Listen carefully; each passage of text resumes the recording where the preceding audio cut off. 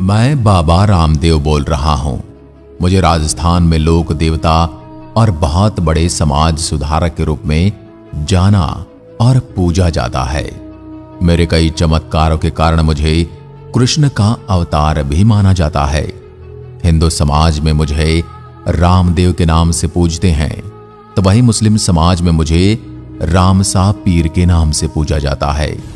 मैं ही हूं जिसकी राजस्थान के घर घर में पूजा की जाती है और गांव गांव में मेरा यश गान गाया जाता है।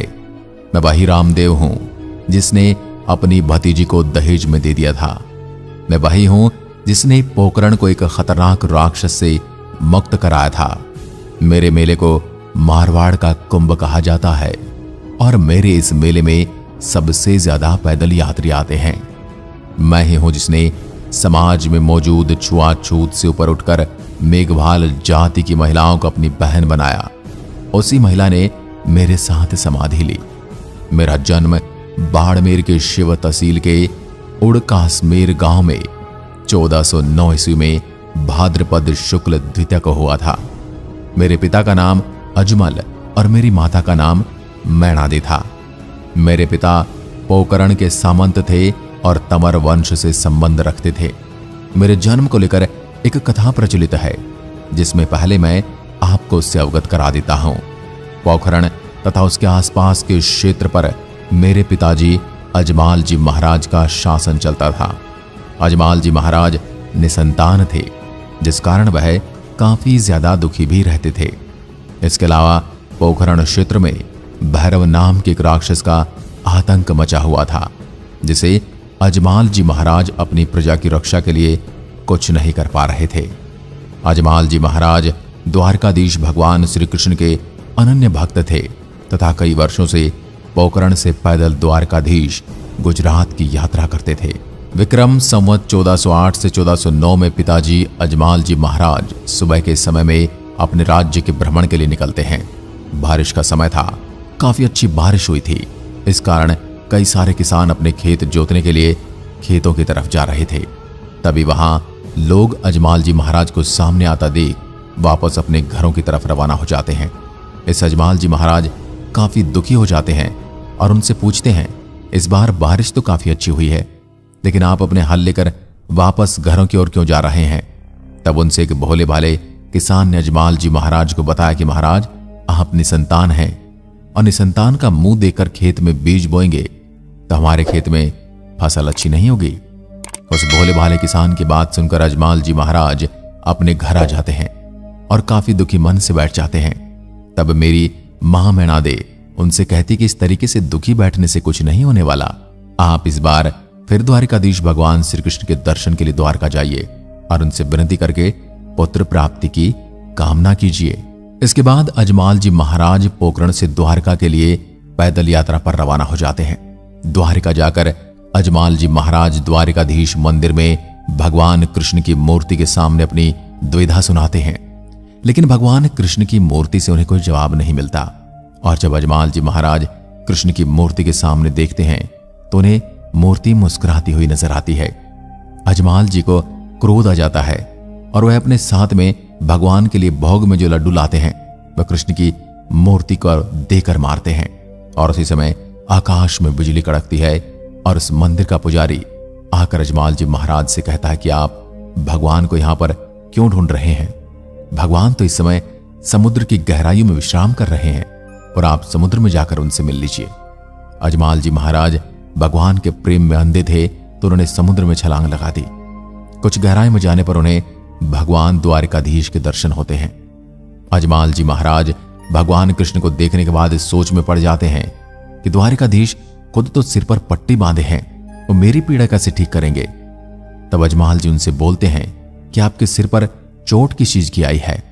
तब द्वारिकाधीश भगवान श्री कृष्ण कहते हैं कि मेरा एक भोला भक्त है जिसने मेरे सिर पर लड्डू दे मारी है। तब अजमाल जी महाराज समझ जाते कि मैंने उस मूर्ति को मारा, लेकिन वह मेरे भगवान को लग गई। तब उनसे क्षमा मांगते हैं और अपना दुखड़ा सुनाते हैं। तब भगवान द्वारिकाधीश उन्हें वचन देते हैं, आप चिंता न करें, आपके घर में एक बड़ा पुत्र वीरमदेव और छोटे पुत्र के रूप में मैं स्वयं भाद्रपद शुक्ल द्वितीय को आपके घर में अवतार लूंगा। तब अजमाल जी महाराज प्रसन्न होकर वापस पोखरण आ जाते हैं। इसके कुछ समय बीतने के बाद अजमाल जी महाराज के घर में एक पुत्र का जन्म होता है, जिसका नाम वीरम देव रखा जाता है।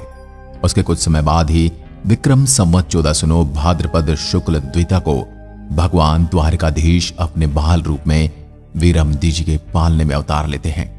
इस दृश्य को देखकर माता मैनादे घबरा जाती हैं कि तब अजमाल जी उन्हें बताते हैं कि भगवान द्वारिकाधीश स्वयं हमारे घर में आए हैं। इस तरीके से मेरा जन्म हुआ। मेरी 2 बहनें भी थी, जिनका नाम लासा और सुगना था। मेरे जन्म के समय सारे महल में जल से भरे बर्तन दूध में बदल गए, घंटियां बजने लगी, आकाश में आकाशवाणी होने लगी, आंगन में कुमकुम के पद चिन्ह बन गए। मैंने बचपन से ही अपने चमत्कार दिखाने आरंभ कर दिए। एक बार जब माता मैनादे अपने दोनों पुत्रों को दूध पिला रही थी, तब चूल्हे पर रखा हुआ दूध गर्म होकर गिरने ही वाला था। मैंने अपने हाथ को बड़ा करके सोते सोते ही उस दूध को चूल्हे से नीचे उतार दिया। यह देखकर माता मैनादे को विश्वास हो गया कि यह बालक भगवान श्री कृष्ण का अवतार है। उसके बाद जब मैं थोड़ा बड़ा हुआ तो मुझे एक दर्जी के बारे में पता चला, जो लोगों के साथ में धोखा करता था। लोगों के नए कपड़े लेकर पुराने कपड़े सील कर देता था, जिस कारण मैंने उसे सबक सिखाने के लिए सोच लिया। मैंने अपने पिताजी अजमाल जी से घोड़े की जिद की कि मुझे घोड़ा चाहिए, तो मेरे पिताजी अजमाल जी ने दर्जी के पास कपड़े का घोड़ा बनाने के लिए दे दिया। दर्जी ने लालच दिखाते हुए कपड़े के घोड़े के अंदर पुराने कपड़े भर दिए। जिसके बाद जब घोड़ा मुझे दिया गया तो मैंने उस घोड़े को आकाश में उड़ा दिया, और जब घोड़ा और मैं दोनों आकाश में उड़ गए तब अजमाल जी महाराज ने उस दर्जी पर गुस्सा किया कि आपने घोड़े में कोई काली विद्या की है। और तब उस दर्जी ने अपनी गलती की माफी मांगकर सारी सच्चाई बताई। उसके बाद मेरे अवतार का जो उद्देश्य था उसको पूरा किया। एक दिन मैं अपने साथियों के साथ गेंद खेल रहा था। खेलते खेलते गेंद को इतनी दूर फेंक दिया कि सभी साथियों ने अपने आप को गेंद लाने में असमर्थता जताते हुए कहा कि आपको ही गेंद लानी पड़ेगी। तो मुझे गेंद लाने के बहाने वर्तमान पोखरण की घाटी पर स्थित साथल में आकर भैरव के अत्याचारों से लोगों को मुक्त करवाना था। मुझे बालक रूप में सुनसान पहाड़ी पर अकेला देखकर बालीनाथ जी ने देखा तो कहा कि बालक तू कहां से यहाँ आया है? जहां से आया है वापस चला जा, यहाँ पर रात को भैरव राक्षस आएगा। बालीनाथ जी ने कहा कि आदमखोर राक्षस तुझे खा जाएगा। तब मैंने रात के समय वहां पर रुकने की प्रार्थना की तो बालीनाथ जी ने अपनी कुटिया में पुरानी गोदड़ी उड़ाकर मुझे चुपचाप सो जाने को कहा।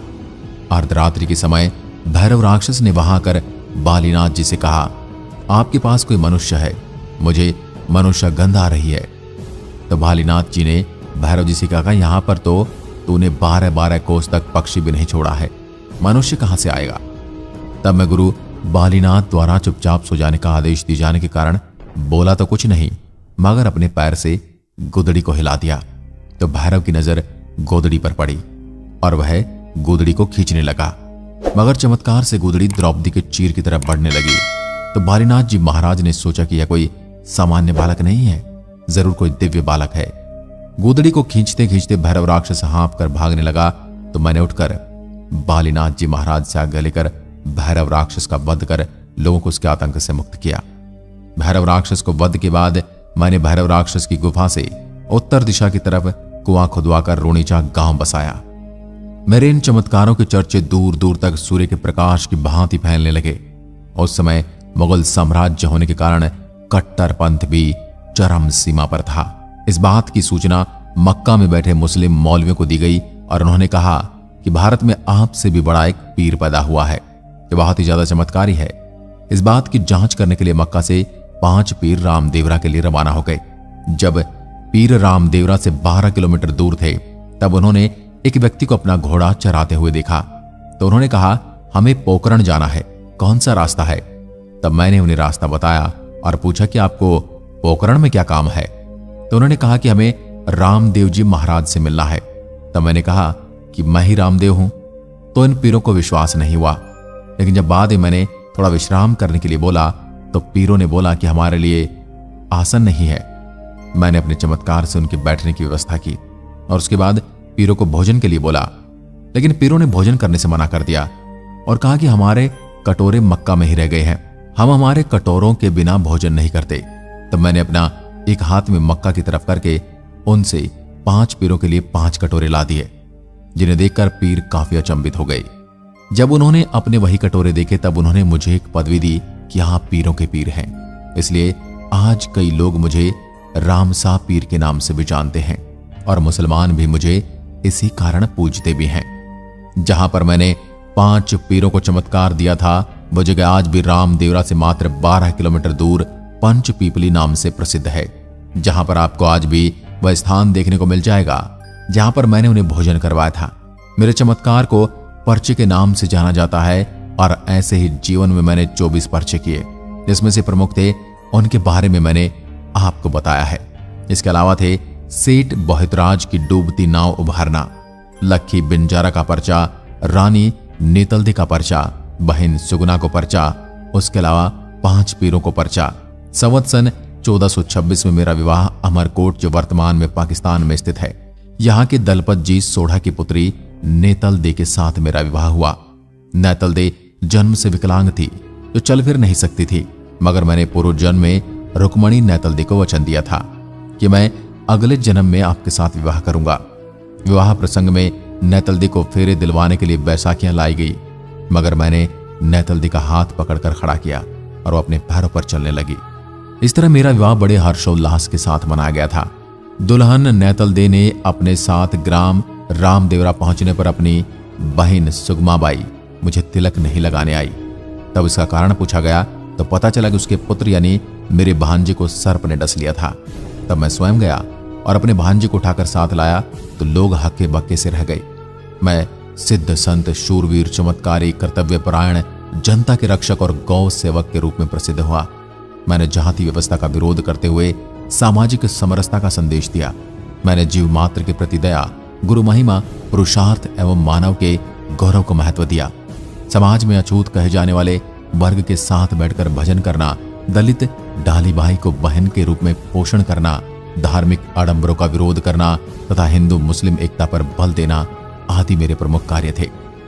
जन कल्याण के कार्य करते हुए मैंने मात्र 33 वर्ष की उम्र में समाधि लेने का विचार कर लिया। मैंने समाधि खोदने के लिए अपने परिजनों तथा आसपास के लोगों को बुलाया। लोगों ने मेरी समाधि को खोद दिया और उसके बाद मैं समाधि लेने ही वाला था कि मेरी धर्म बहन डालीबाई वहां पर आ गई और उन्होंने कहा, आपसे पहले समाधि मैं लूंगी और ये समाधि मेरी है। तब लोगों ने उनसे पूछा, इसका क्या प्रमाण है? तब डालीबाई ने बताया कि आप इस समाधि को थोड़ा और खोदिए, इस समाधि में आपको आटी डोरा कांसी मिलेंगे, तो समझ लेना कि समाधि मेरी है। थोड़ा और खोदने पर डालीबाई के द्वारा बताई गई वस्तुएं मिल गई तो डालीबाई समाधि में बैठ गए और उन्होंने समाधि ले ली।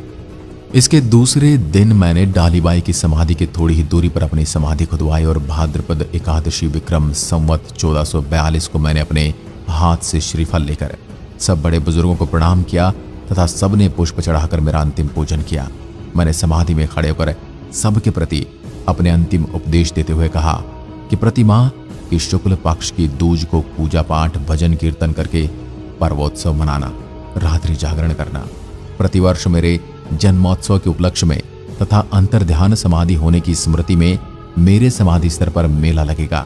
मेरे समाधि पूजन में भ्रांति व भेदभाव मत रखना, मैं सदैव अपने भक्तों के साथ रहूंगा। आज के समय में मेरे समाधि स्थल रामदेवरा जैसलमेर में आपको प्रतिदिन हजारों की संख्या में लोग दर्शन के लिए आते हुए मिल जाएंगे तथा बाबा रामदेव जी बीज के दिन यहाँ पर लाखों की संख्या में लोग दर्शन के लिए आते हैं तथा देश के अलग अलग कोनों से लोग पैदल यात्रा करके मेरे दर्शन को आते हैं। मेरे दर्शन के लिए पैदल आने वाले लोगों को जातरू कहा जाता है तथा उनके हाथ में वो ध्वजा होती है, उसे नेजा कहा जाता है। मेरे समाज में फैली छुआछूत की समस्या को सुधार करने के लिए बहुत सारे कदम उठाए।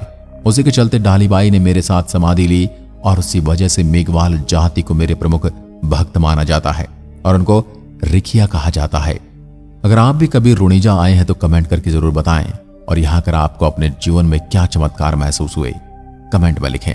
ऐसे वीडियोस देखने के लिए चैनल को सब्सक्राइब करें और साथ ही साथ इसे अपने परिवार और मित्रों के साथ भी साझा करें। मिलते हैं अगले वीडियो में, तब तक के लिए नमस्कार। जय हिंद, जय भारत।